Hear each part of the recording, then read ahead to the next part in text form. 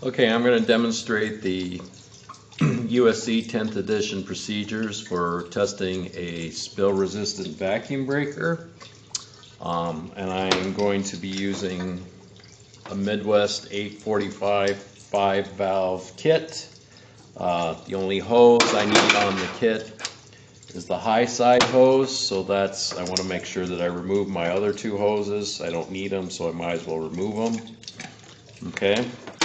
So I'm going to notify the owner that I'm going to be testing. I'm going to identify, inspect, and observe the assembly. Alright, this is my spill-resistant vacuum breaker. It's got SVB cast into the body so that I know that it's a spill-resistant vacuum breaker. The other way I know it's a spill-resistant vacuum breaker is it has a vent screw in it. And it says so also on the nameplate.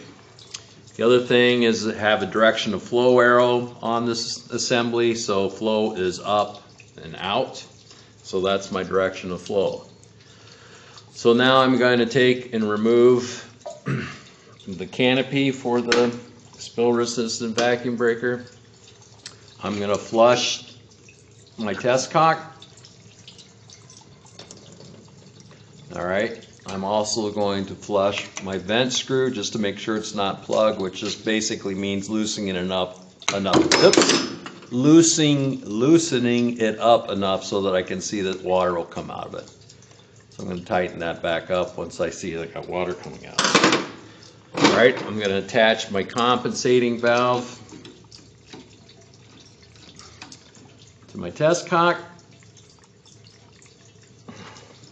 And I'm going to connect my high side hose to my compensating valve. I'm going to open up the test cock, which, if you watch the gauge, will drive the gauge to the upper limit of the gauge. Okay. Next, I'm going to purge, make sure all the air is out of my hose and out of my test gauge I'm going to open up my high side bleed valve. Alright, and on a spill resistant vacuum breaker, you don't have to, but most people will fill the space above the air inlet valve with water because it helps identify when the air inlet valve opens. Alright, now now that I've done that, I'm going to shut off valve number 2. Okay, I'm going to elevate my test kit to the proper height. My hose is giving me a little bit of trouble, so I'm adjusting my hose. Okay, and on a spill-resistant vacuum breaker, the proper height is the vent screw. So my center line of the gauge is even with the vent screw. So I've elevate, I'm going to isolate, and I'm going to test. And on a spill-resistant vacuum breaker, the first thing you test is the value for the check valve. It has to be a minimum of 1 psi, so if it's 1 psi or greater, it's a passing value. When you remove this vent screw, you want to do it slowly. If you just take it out real fast, because whatever the pressure is on the body, you can shoot that screw across the room and then it goes down into the drain, and then you're kind of in a world of hurt because you've now lost the screw. So typically what I'll do is I'll screw it out a little bit, wiggle the screw. Okay, I'm going to watch my gauge,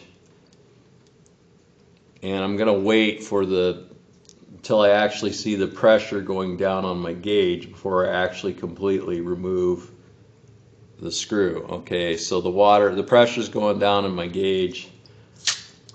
Now I can remove the screw without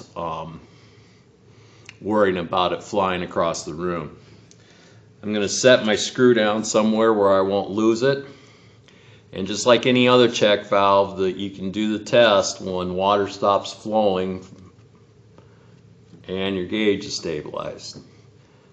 So it appears that water has stopped flowing and my gauge is stabilized. I have a value on the test gauge of 4.2 psid. So in my case, the check valve holds tight at 4.8 psid. Now, without setting down the gauge, I'm going to move on to testing the air inlet valve opening point.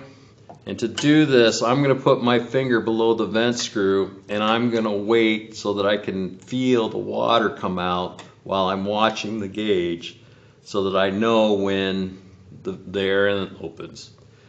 To test the air inlet, I am going to open my high side bleed valve just a little bit, because usually this happens pretty quickly, so you don't want to open it very much, and watch my gauge and feel for the water dripping on my finger. Okay, the water dripped on my finger at just about 2.2. Now there is no about, at 2.2 psid.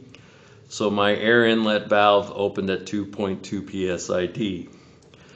Once I get my value, I'm going to close my high side bleed valve. I'm going to remove my high side hose, and you can remove the hose and the compensating valve together. Once I've removed it, then I can set the test gauge down. Once I've set the test gauge down, I'm going to look inside the body of the assembly here to make sure that my air inlet valve is fully open, and I'm going to report that my air inlet valve is fully open. Once I've reported that my air inlet valve is fully open, I'm going to replace the vent screw. One thing to pay attention on these vent screws is almost all of them have a little rubber O-ring. You want to make sure that little rubber O-ring is still there. So I'm going to replace my vent screw, which is not easy from the wrong side of the body. All right.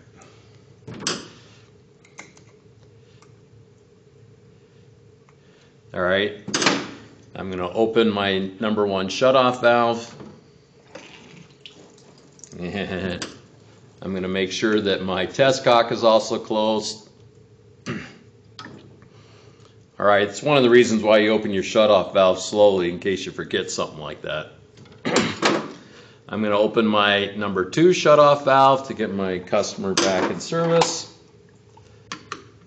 I'm going to replace the canopy. I'm going to make sure all my equipment has been removed. And I'm going to fill out the test report legibly, accurately, and completely. And I am now through testing the spill resistant vacuum breaker.